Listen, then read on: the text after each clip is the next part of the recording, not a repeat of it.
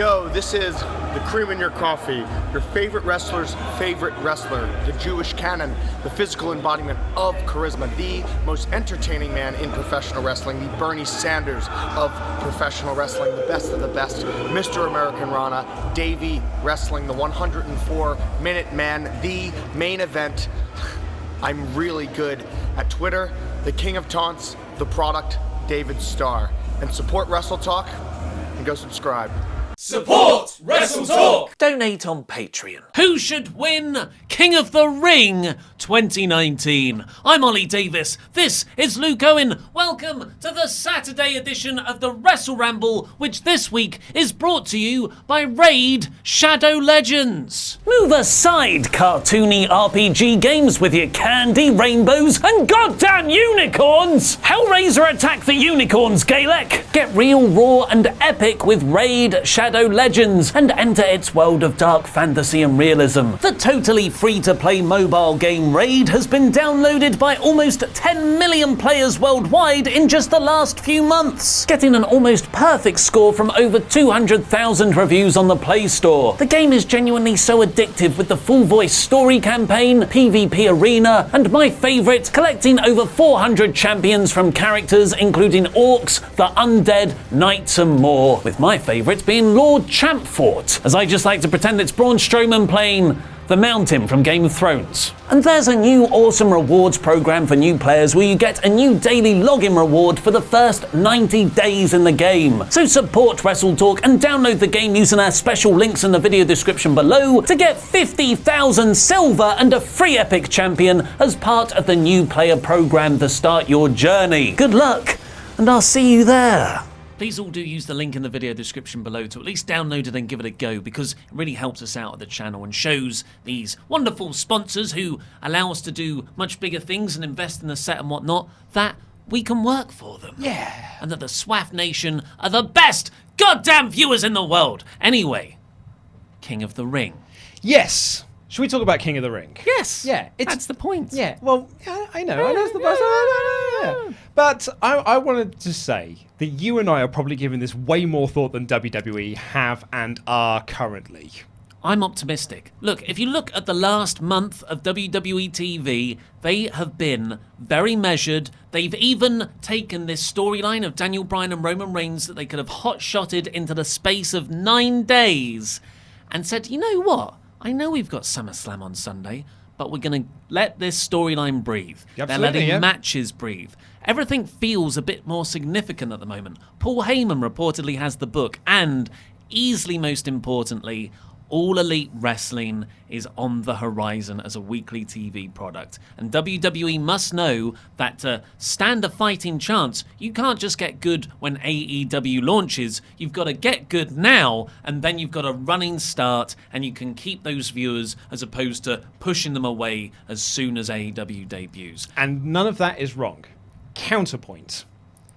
This King of the Ring announcement was dropped in on commentary, and then they played the video package later. The video package is just there to tell you this tournament is important without giving you a real reason as to why it's important. Also, it's barely established who's in the tournament, and you and I were just checking the website then to see what matches have they got announced, what matches can we expect. There's no matches, which makes me think they haven't decided yet, and they won't announce them just now because they'll likely change come Monday and Tuesday anyway. I'm going to give them the benefit of the doubt, Luke. What are we always saying? Don't announce stuff on social media. Oh, yeah, sorry, well, yeah. But that's a whole HR thing. I'm not really sure I can't do it, so I'm gonna keep doing it until I'm told otherwise. Yeah. We don't know that. Oh, you've thrown me off there. What was I saying? Sorry.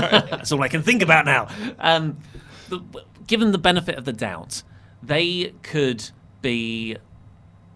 Again, it's just penis. Okay, I'm going to defend the tournament right here. I think this could be a series of excellent matches, because by all accounts, the Wrestling Observer is saying that the finals of the tournament is going to take place at Clash of Champions. So that means we've got, 3-4 weeks worth of build whole before we pay-per-view cycle. So it's a whole pay-per-view cycle to do these matches. And there's 16 people in the tournament, right? So that's quite a handful of matches. So we've got some quarters, we've got some semis, then we get to the final, and that means that we could actually have like a series of really good matches on Raw and SmackDown, and then a really good match at the end of it. And in the end, outcome could be, hey, this guy is now a star. And that I am all for, and that I'm giving a thumbs up. Perhaps I am just like, I've been burned too many times by this company. I do want to be optimistic. I do want to be positive about this. But the way that it's been presented over the last 7 days does make me think, oh, they probably don't care about this. But at least I will get decent matches out of it. They might have rushed the announcement, but maybe on Raw, they'll do a full bracketology thing. Here's the people on this side, here's the people on that side. We were looking that you've got 8 wrestlers from Raw and 8 wrestlers from SmackDown. Yep. Usually I would say that would dictate 2 separate sides to the tournament. A block A, block B. Yeah, and then you'd have all the SmackDown matches on SmackDown and likewise on Raw.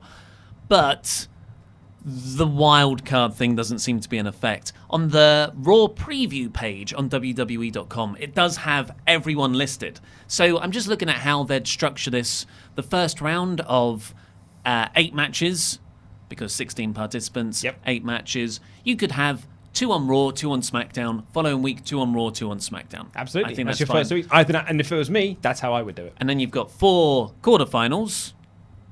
That's right, yeah. And you have those the following week on Raw and SmackDown. And then you have the semis, 1 on Raw, 1 on SmackDown, pay-per-view final that week. That is exactly how I would have structured it, yeah. So I'm hoping that seems to be the way, looking at what time they've got left before the pay-per-view, that's how they'll do it. And, you know, perhaps I'm just coming off as a negative Nancy, and like that's not my intention. I don't want to come across as a negative Nancy. It's the way that the company's presented it makes me think that it's not going to, it's not going to be that great, because I know the matches are going to be good, and we'll have a winner coming out of it, and that's always a good thing. All I'm asking, I've got one request from this. Even if the matches go 2 minutes, even if they just completely blow their load and do all of the 8-round matches, or the first round matches on Raw, and they're like 90-second matches, even if that's the case, and that's like, oh God, that's the worst thing possible. For me, it's not. The worst thing possible is saddling someone with a king gimmick. Oh, yes. That is what I do not want. No. I don't want to have, particularly if it's a heel, them coming out with the big set, like, you know, the cape and the crown and the scepter, and, you know, oh, I'm King Baron Corbin, I'm bardy bar. It's like, no, because that's never worked for anyone. It's when Austin won King of the Ring, he wasn't coming out with the crown and everything. No, he just carried on being himself. It doesn't get people over. No. Ask Wade Barrett. Yeah. He just became a comic book villain. Sheamus. The only guy who's really done it, I suppose, is King Booker. But that was sort of a comedy act. He totally lent into it. It was like, I'm now going to speak with a ludicrous accent. I'm going to have this ridiculous introduction. And as I was saying to, I think I was saying to Pete, it might have been Simon, we were talking about this in the NXT review, that for my money, it's the worst Booker T we had. So even though it was good, it was the worst version of Booker T possible. I was, when you were saying the worst thing that they can do with the King of the Ring tournament, I thought you were going to say that you want something to be at stake, because I think we're both in agreement that a universal title shot should be what the winner gets. You know what? Maybe even that same night. That'll be fun, I got the Clash of Champions. But then I expect it looks like you've already got Braun and Seth set up for that. Yeah, and Randy and Kofi. Yeah, so the winner could go on to Hell in a Cell, which is the next one. Yeah, which is actually a nicer. Which I'd be totally up for. Yeah. Well, hey, even Survivor Series. Yeah. You get to challenge the opposite brand's champion. Maybe that's what King of the Ring's all about. I also hope that this time, because WWE, the last month of television, SummerSlam, this has been so good. And I'm so happy because I want to like wrestling. Oh, yeah. And WWE is the biggest game in town, and they've been awful, quite frankly. Their base level is awful for 5 years. And I feel like you and I are in the minority at the moment of saying this last month has been great and SummerSlam was great. I was listening, the observer feedback is mostly negative. Yeah. Not just from Meltzer, but from the people who were, you know, observer subscribers. It got mostly thumbs in the middle, if I recall correctly. Where for me, I thought, that was a great show. Yeah, it was awesome. Really fun. It was just, I guess if you're watching the G1 and other stuff at the same time, although we did watch TakeOver. Yeah, and I thought SummerSlam was better than TakeOver. But I hope that they can remake King of the Ring for a new age because it's had a long, long break, as in the same way that John Cena revamped the United States title in those open challenges. yeah. And now all of a sudden King of the Ring becomes WWE's G1 Light, where every year King of the Ring spans through the summer. We're going to have great matches on TV, and it creates this star at the end of it who gets a Universal title shot at the next pay-per-view. And I love that. Benefit of the doubt. I do feel like we are coming at this from I'm just going to give them the benefit of the doubt, because your positivity and optimism is making me believe. They've earned it the last month. Yeah, I'd say that's actually a fair comment. Yeah, I think that's a fair thing to say. Yeah. So let's go through who is actually in the tournament. On Raw, we've got The Miz. Actually, let's give our thoughts on each person. That's what I thought we were going to do when we were running go through. Yeah. So The Miz, I've written down here, he's just a warm body. Completely. Yeah. Yeah. I mean, I don't want to beat flog a dead horse, but this company has done a terrible job of telling us who's in this tournament anyway, unless you went onto the website to see, because the video package is them in millisecond flashes. So, I mean, when I first watched the advert, I had to rewind it a couple of times and pause it so I could see who was in the tournament and write it down. For me, that's not a great way to get over the talent that's in the thing, because that, for me, is you're not coming to see the stars, you're coming to see WWE. You're not being in the tournament because you're a star, you're in the tournament for the King of the Ring. Look, again, to give them the benefit of the doubt, this was the first announcement of a format that's not been used for over 5 years. You see, they've got 5 years to plan. They're getting over the tournament itself. They're reintroducing the tournament. Look at all these illustrious... Wait, they're reintroducing... They're sort of... Yeah, they're saying, look at all these illustrious names from the past. This tournament means something. Next week, which is Monday coming, that's when you say, here are the people in it, do profiles on them. I'm not against the way they announced it. They also have 5 hours of original content to create. Are you telling me there's not enough time to have a second video package that is just and here are the 16 guys that are going to be in it with a one-line promo from each of them saying why they're going to win? You could do that this week. But the start's this week. Yeah. Surely you would want to get them hyped up a week ahead of time, rather than it just being because I think the reason why you and I are excited is because we grew up with King of the Ring, so we know what it is. You're talking about we're doing this King of the Ring for a new generation. Why is Jimmy C going to give an F? Jimmy C give an F. Because Bret Hart won it, because Stone Cold won it. They don't know who it. Bret Hart is. Yeah, they did. He was on SummerSlam. Do you not remember these emails that we got from Raw Reunion being I started watching wrestling 5 years ago. Why do I care what Stone Cold Steve Austin has to say? But they just had Raw Reunion. There's an element of history. Anyway, let's move on. Yeah, but anyway, for me... The Miz is not going to win. The Miz is what we're trying to say. The point I was going to make was, The Miz is not going to win. I forgot he was in the tournament. Yeah. We've got Ricochet also from the Raw side. I think he could go very, very far in this. Yeah, totally. Maybe to he the final. gets attacked. I think he's going to go to the final. He's reportedly a Paul Heyman project. That's so what I'm thinking, yeah. This could all be designed to push him even further. One of Ricochet's old gimmicks was King Ricochet. Exactly. So it really does fit there. I think at least once he will interact with Cesaro in this tournament because they've got previous. Yep. It'd be nice to see another match. We know they can have a great match if given time. So this could be absolutely, their big pay-per-view caliber one. We've got Cedric Alexander, who is getting quite a push on Raw as of late. He just got that big win over... Oh, no, sorry, he lost to Drew McIntyre. The reason I was about to say he won there is because he came out looking like a star at the end of it. I just thought he won. Yeah. So he's on a big upswing at the moment. Samoa Joe's on a bit of an upswing at the moment, really, getting in... sort of involved with his feud with Roman Reigns, although it was sort of dropped as of this week, but maybe. Andrade is also on an upswing. 2 victories over Rey Mysterio. Absolutely, yeah. Him and Drew McIntyre, obviously. Big Drew's been pushed. I mean, I was about to say he's been having a push since he came into the main roster, but it has been a very stop-start push. I think the reason why he's getting a push at the moment is because he hasn't got anyone around him. Yeah. Well, I think Cedric Alexander might have a sort of Drew rematch in there. It makes sense for them to meet in the semis or something. Or do you build the tournament around Cedric Drew and have that as the final, and that's when you get Cedric gets his big win? Maybe. I don't think of... I love Cedric, but of all the guys on here who could do with winning this, I don't think it's him. So maybe another year, but not this year. Because I think one of the main stories of this tournament is to get Samoa Joe over as a babyface. Each week he's a bit more babyface-like. Yeah. more forgiving of the fans. Yeah. And he gets over through his wrestling. Well, he's already over, but he gets over as a good guy through his wrestling. Baron Corbin? I mean, look, he could go out in the first round, or he could be into the final and win it. That's the dark timeline winner. But it is. Baron. But you're absolutely right. It almost is that binary choice, really, isn't it? It's like he either goes out the first round looking like a chump, or he wins it. Because him getting to the semis does nothing for anyone. It certainly does nothing for him character-wise. But him going out in the first round, like if he gets rolled up, that's some character stuff for him. And if he wins, it's even more character stuff for him because he can just add it to his long list of accolades that he was getting heat for in his entrance. So, yeah, I think he's either got to go out first round or win the whole thing.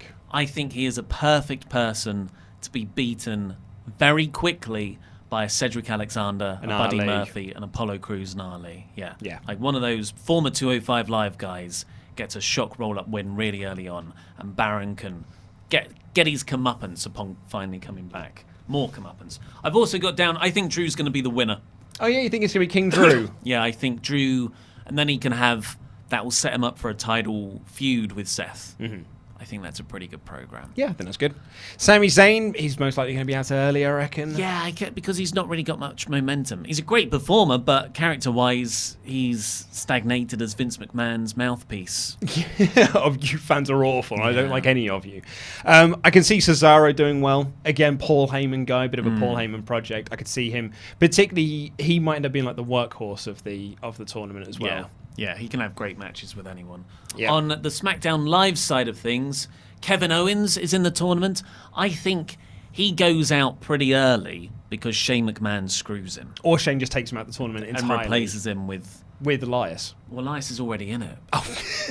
Both Elias. Okay, yeah. Maybe Elias gets eliminated really quickly and an Ali quick roll-up, and then Shane re-enters Elias. Oh, the Big Boss Man. Yeah. The Big Boss Man, King of the Ring 90 out. Yeah. Deadly Games. So, yeah, Kevin Owens out early, we predict. Ali, I can... It's about to say, I could see him going far, but after those... He had weeks of promos, then he started a feud with Shinsuke Nakamura, and then lost to Dolph Ziggler, and it just felt like... So what was all that about then?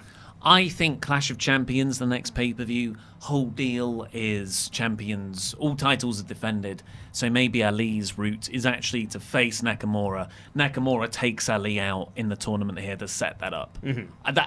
That's what I can see. Yeah, I could see that, yeah. Apollo Crews hasn't really got anything to do. He's got out first round. Yeah, sort of a warm body again. Yep. Now, Chad Gable is an interesting one, because I would have said exactly the same. He's just a warm body to be taken out really quickly. But he did set up a feud with Elias the other week. And before then, they were weirdly doing stuff with him when he was taking notes on Apollo Crews segments. Of all the segments, yeah. I know, yeah. That's the guy I'm going to latch my stardom to. And also, WWE have reportedly copyrighted the name Shorty G. Shorty G. Yeah, so this obviously stems from the Elias promo where he said, you've got to be this tall. And I was like, you're the same height. And apparently there was also a WWE.com something or other where Chad Gable approached Shelton Benjamin while he was doing his weird eye gimmick thing. And Shelton called him Shorty and then walked away. So, yeah, and PW Insider were the ones to report that the name Shorty G has been trademarked and it likely could go to Chad Gable as a new gimmick. And if they're putting that much thought into it, I mean, Shorty G isn't the worst name. No. It's not the worst. I wouldn't have done it. No. But it's like Viking Raiders. Yeah. I wouldn't have called them that, or the Viking Experience. But as we said at the time, you just get used to it. Yeah, and Chad Gable's one of those people who's so talented and got so much charisma, they could hopefully make it work. Just think, if you're changing that name, you've got to change the gimmick, right? Because you can't be Shorty G but have his sort of like, I'm an Olympian gimmick. Well, what is his character at the moment? He's cut his hair, he is very different. He was taking notes the other week. That's what I think, he's a student of the game. Yeah. You know, he's an Olympian, he's this, that and the other. Do you then want to call him Shorty G? Because that to me sounds like, Funkasaurus, Sexy, Grandmaster Sexay. It sounds like what was a B Squared, Paul Buchanan's gimmick when he was John Cena's second. I think it was with John Cena, or maybe it was a Sky Too High. Either way, it was just one of those things where you're like, you're now a rapper. It was bad, whatever it was. Yeah. Well, I'm hoping that Shorty G isn't a rapper. It's just a fun nickname. But I could see Chad and Elias facing off in the first round or second round, and hopefully Chad beats him. Then you got it, and then Elias comes in and runs in, and that's a separate feud. And that's when you have Elias eliminated first round, gets put in place of Kevin Owens, and then he advances into the second round. Yeah. Andrade, I could see winning. He's my second pick after Drew, I'd say. Yeah, I could see him doing very well in this, because the reports are at the moment that he is pegged for a push. I'll believe it when I see it. We've been hearing that story now for 2 years. So I'd like to think this will be the start of it. And as well because of the feud with Ray. Yeah. King in Spanish, as we discovered on Monday's Raw Ramble, is Ray. Spanish for king is Ray. So if he starts calling himself Ray Andrade... Andrade, exactly. Maybe that's the direction to get him even more heel heat, to eventually have that Dominic appearance, because the word is, last I was reading this morning, they are interested in bringing Dominic in to replace Ray, but it probably won't be until 2020. Oh, okay. I've never seen him work. I think... And that's a pretty lofty mask to take on. Yeah, otherwise you end up with David Flair syndrome. Yeah, Rey Mysterio Jr. We've also got Buddy Murphy, who is actually... there's a lot of people I'm excited about, but I feel most excited about Murphy in this tournament. I don't think he's going to win, because I think this whole Bryan Roman storyline is going to affect him in some way. He's taken out by Rowan mid-match or something. Did you hear the story as to why Buddy is involved in this feud? Tell me. It's an accident. He wasn't meant to be there when they did the Roman angle. In shot. Wow. And it was only until social media blew up that they were like, oh, well, I guess we've got to put Buddy in this now. Yeah, apparently it's a big accident. Well, credit to WWE. They turned that into something. They saw something that was hot and was like, now let's do this. Like, we're going in a hot direction. I said in my news today, if WWE was smart, they would book Matt Riddle versus Goldberg. They would see the traction that it's getting on social media, and they would build a feud out of it. Well, I think they will. Yeah, I think Survivor Series, WrestleMania, Royal Rumble. We'll see that. We'll see that within a year. I reckon so. Yeah. And then finally, Shelton Benjamin. He'll put on a good match and be out first round, I think. I could see Buddy taking him out first round. Yeah? Yeah. Well, overall, who's your winner? I said Drew. You go with Drew. I'm going to go Ricochet. I think they could try and elevate Ricochet out of that US title picture into a Universal title program. Ooh. And the end segment of Raw this week was him in the ring with Braun and Rollins. So... that is sort of setting him in getting that sort of rub. Getting that rub there, mate. And like you were with me, with HR getting involved. If there was a Universal title shot at stake, a Rollins versus Ricochet match. Yeah. Hey, that'll make me like Rollins. I was going to say, and they want people to like Rollins. What better way to do that than with Ricochet? Who do you think will win King of the Ring? Let us know in the comments below. If you want to submit a question to the mailbag, all you've got to do is become one of our awesome pledge hammers on Patreon and pledge at any dollar amount and leave your comment in the community section with the little note that says mailbag. Don't email me, don't send it on Patreon or as a message, just leave it in the community tab. That's where we collate all of our mailbag questions. Apologies that we haven't got to everyone's thus far. Obviously, we didn't do a Saturday show last week, and we've just had... We're in a I'm going to say, quote unquote, situation where we're so unfortunate to have so many people who are backing us on Patreon who want to get in touch with us. Yeah, and of course there's crap gimmicks as well, which don't worry, we haven't dropped. No, we haven't But we've dropped. got so many Patreon questions. It's a similar thing with the super chats on the WrestleRamble, Raw and SmackDown episodes. There's so many of them. We need to start curating this. We're trying to figure out the best way to do that, though, the most fair way. But for now, we're still... And I have curated some of these because some of them were left before SummerSlam. They were asking questions about SummerSlam or questions about the G1. So if you do think that I missed off your question and you still think it's relevant, leave it again and, hopefully we can get to it. But this one comes in from the dizziest bloke going today, who says, despite what people say about Bischoff and Russo's tenure in WCW together, just been watching the first episode they worked on, creating the storyline between the Millionaires Club and the New Blood, and think it's a cracking story. My question to you is, why do you think they ended up failing together? How could the storyline have been more of a success? For one episode, I actually really enjoyed it. If you get the chance, sit down and watch it. You should. Well, usually Russo's problem isn't those impactful moments. It's the follow-up week to week. Yeah. Because that first and that sort of real end run where they brought Russo back as a desperate measure in WCW, that was actually quite a good run near the end. The last 6 months of WCW Nitro before they were bought out by WWE was the best stuff they'd done in years. Certainly the last 3 months. Yeah. From 2001. From sort of January 2001 up until they were bought in March. Yeah, they had a really, really strong run towards the end. My thinking as to why the storyline didn't work is that it was backwards.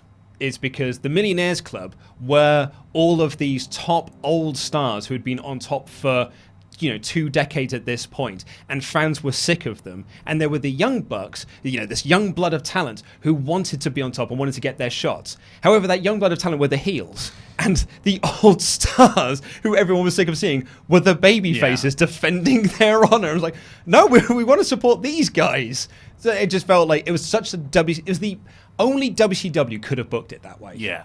To see it done properly, Main Event Mafia in TNA. Yeah. That's, old legend guys creating a chokehold over the main event scene. Yeah. I love that faction. Yeah, absolutely. Robert Ray says, hey, SoCal Val and the lad. I had an idea where I could give a few wrestling facts for every mailbag, so let me know if you like this idea. Fact 1. Do you know that the Street Profits theme was originally used for Team Bad, Sasha Banks' name in Samina? There's a slight difference to the lyric, but everything else is the same. And fact 2. Did you know that Cody Rhodes is the only wrestler in WWE to win a title by beating himself at Night of Champions 2008? He won the tag titles when he turned on Hardcore Holly to team with Ted DiBiase Jr. I do remember that one.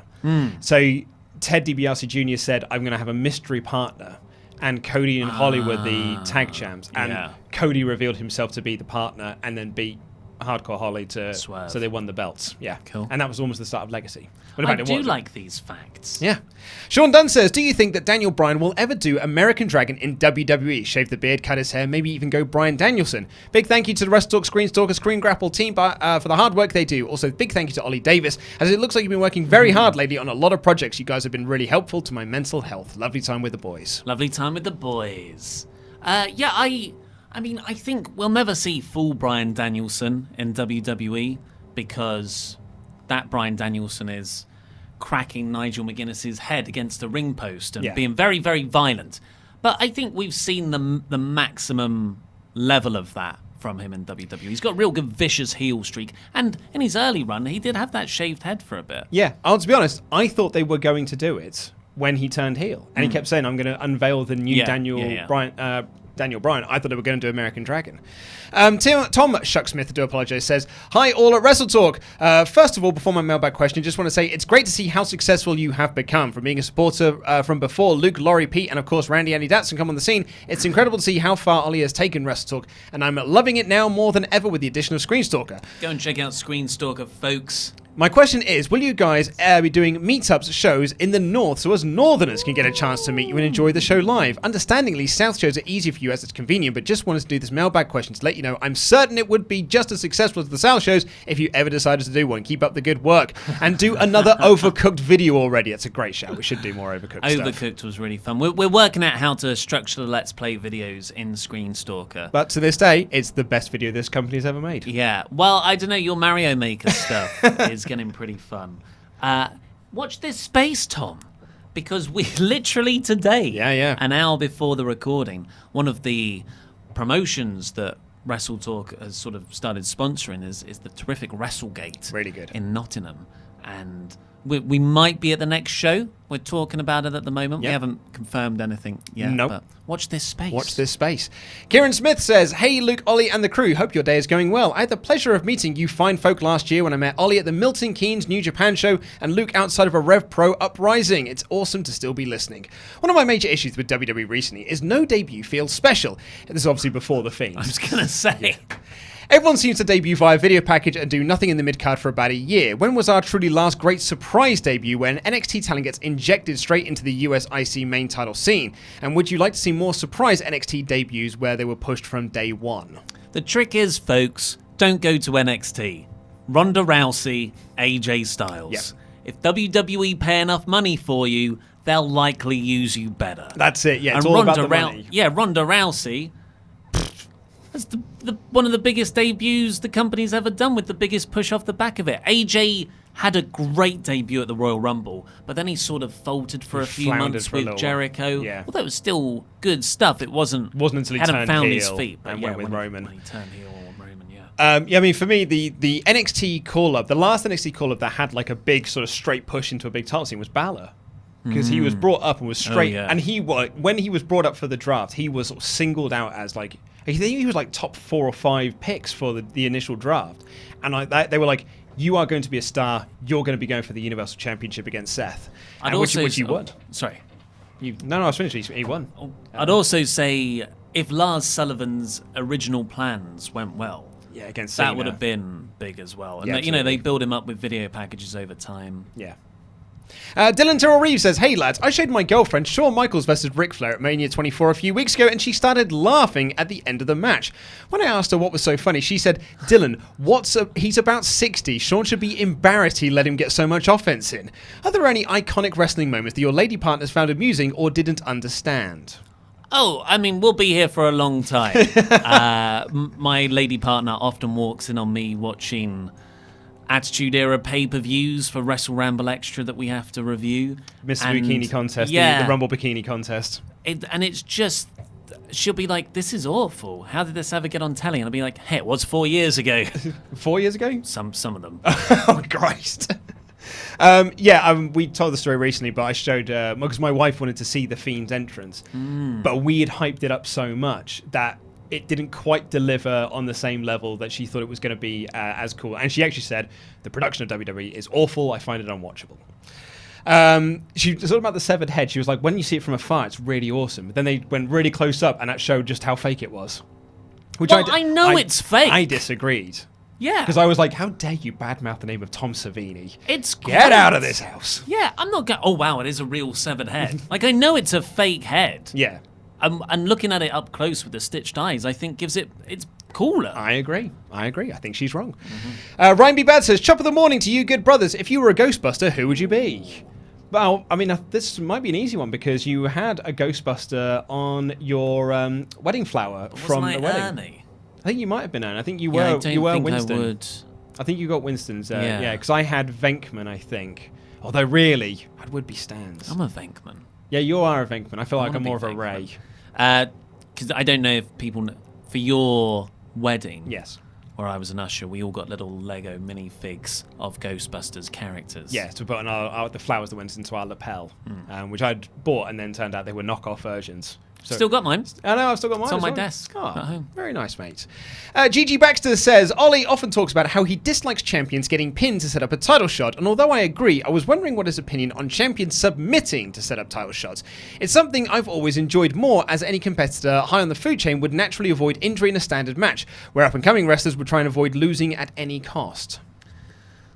No, I'm not a fan of... I know what you're trying to say, in that you're a champion, you want to protect your overall health, so if you are in a submission, just tap, because it's a non-title match.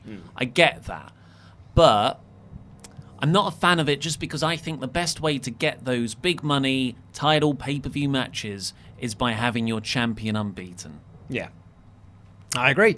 Shedrick Jones says, with the ongoing trial of WWE talent being gradually funneled into NXT, it got me wondering about something. In the coming months, NXT will be a TV program and supposedly 2 hours long. What if a portion of the current WWE roster was placed back on the brand? It would give what's clearly showing as positive, soft reset to wrestlers who they don't showcase. While helping fill out the program, they'll have to extend. Much appreciation to all of WrestleTalk. Totally. Well, you don't need to do it for the main roster. Just absorb 205 Live into NXT. Completely, yeah. Just drop that show, mate. It's doing nothing for you. No one will like be upset. I was going to say, no one's going to go to the next SmackDown TV and be like, what? Where's 205 Live? Yeah. You can't really have a cruiserweight division in NXT though, because they're all midgets. but given like how Jeremy Borash and Abyss are all reportedly down there, Sanjay Dutt, I believe, have a form of the X division. Yeah. There was Simon made the point on the NXT ramble we did the other day. Jordan Miles won the breakout tournament thing that they were doing. And they said, yeah, the only reason they're pushing, well, like they're pushing him with the sense of he very athletic. Because like, that doesn't make you stand out in NXT because everyone's athletic in NXT. Your gimmick can't be I have good matches. Yeah. We all have good matches. Jonathan Edmonds says, let's pretend Shawn Michaels didn't leave after WrestleMania 14. Do you think Shawn's reputation at the time of not wanting to put people over, do you think guys like The Rock, Mick Foley, and even Triple H would have gotten their chance to be a tippity-top guy? And what do you think the Attitude Era would have looked like with Shawn Michaels at the top? That is interesting. Triple H would have still got the push. Oh, yeah. I mean, he was always, like, he was pegged for a push since 1996. Like, let's be honest, he was always going to get that push. And he was in Vince's ear as well. Yeah. It's the whole Well, Bret he Hart created the screw Attitude job. Era. Yeah. And the whole DX thing. I mean, probably the whole Attitude Era would have been this Shawn Michaels, Triple H warring, and then they're friends again, and then it's a feud. It's the storyline we got in 2002, which I think ended in 2015. I think by the end of it, by the time they stopped doing those matches. Pretty much. So it would have just been that, but earlier. Or I would say, I reckon Shawn would have gone to WCW. He wanted to go. He wanted to go and hang out with Nash and Hall. He probably would have just gone. Yeah. Because really, like, he was still in that dick period of Shawn Michaels. And it was only that injury that sort of made him change some of his ways and find God. Which is, so if you got to take him in that period, he just wanted to hang out with Nash and Hall. Callum says, do you think WWE will do something to change into a proper brand split in October when SmackDown moves to Fox, considering that Heyman is in charge of Raw and Bischoff is in charge of SmackDown? Thank you for being great on YouTube. You make my day better. Oh, thanks, Callum. Thanks, mate. That's the reports, I believe. They're going to slowly do away with the wild card thing as we approach October and, have 2 more distinct rosters. But the report is still that Bischoff is not in charge of SmackDown. Oh, yeah. It's just a title. It's a job in title only. Rex Joseph Calmarin says, hi guys, this is my first mailbag. I discovered your channel when I was looking for Raw reviews and I became a fan instantly. Well, it really helped when my first video was the trustworthy El Fakador and the kidnapped Luke saga. After that, I've been watching all of your content ever since.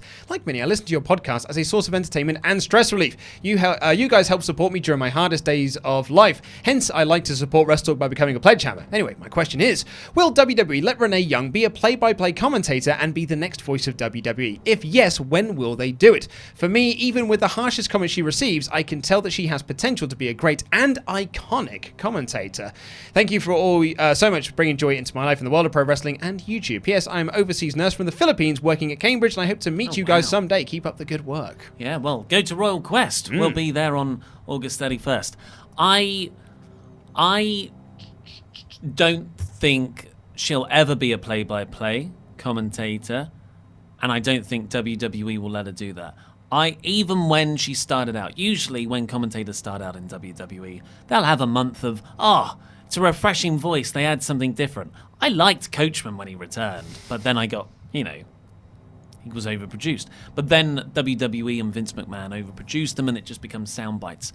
I never even had that grace period with Renee, because either she was overproduced from the start, or, more likely, a commentator is a totally different skill set, one that people spend years and years and years and years and years honing on the independent scene, maybe some local sports, and then you try it out on a larger TV wrestling program. But she's just been a backstage interviewer. I don't want to say just a backstage interviewer, because that's an equally important job in its own right.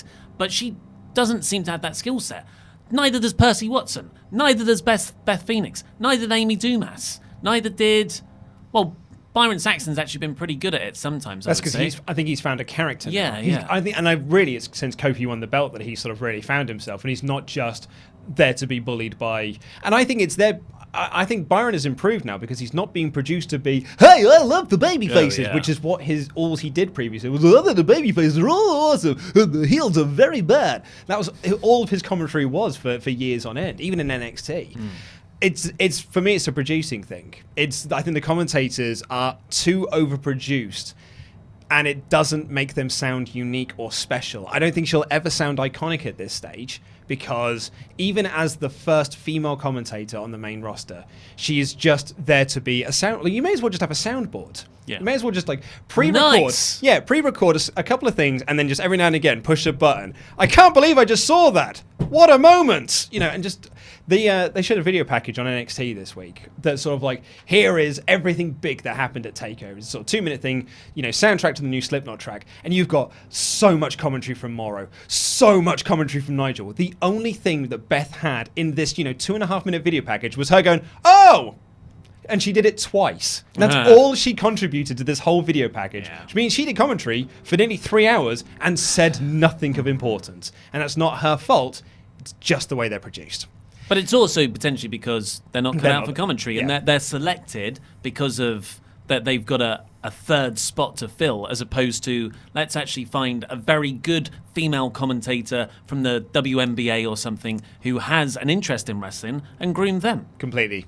Owen Newton says, what is your unpopular wrestling opinion? Mine is that The Undertaker is overrated and nothing but the gimmick and the streak. I'm not sure everyone will agree, but what is your unpopular opinion? I don't get Jeff Hardy. Yeah, I was that's gonna say, always Jeff been an Hardy's one for you, unpopular isn't it? one. I see the value in him, and if I owned a wrestling company, I would definitely have him as one of my top stars, just because he has an appeal to a portion of the audience that seems to love him so much that I don't know how to reach. Yeah. But I've never really understood his appeal.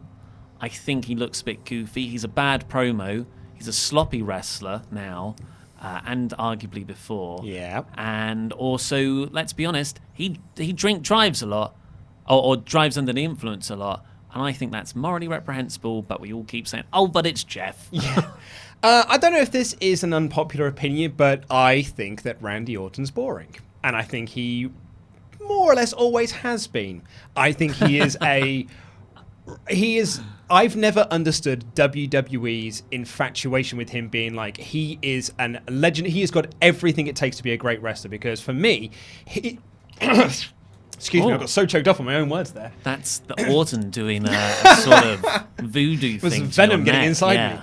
For me, Orton's like main time on top, when he was considered to be this quote-unquote all-time great wrestler, was when guys like AJ Styles, Samoa Joe, and Christopher Daniels were changing the game.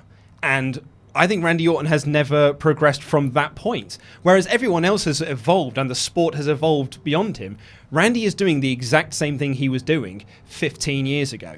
He's a wrestler that the veterans really, really like. Because he feels like a veteran wrestler. Yeah, but really, like you said, the sport's passed him by. I do like Randy Orton, especially when he's motivated against a very good opponent like an AJ Styles.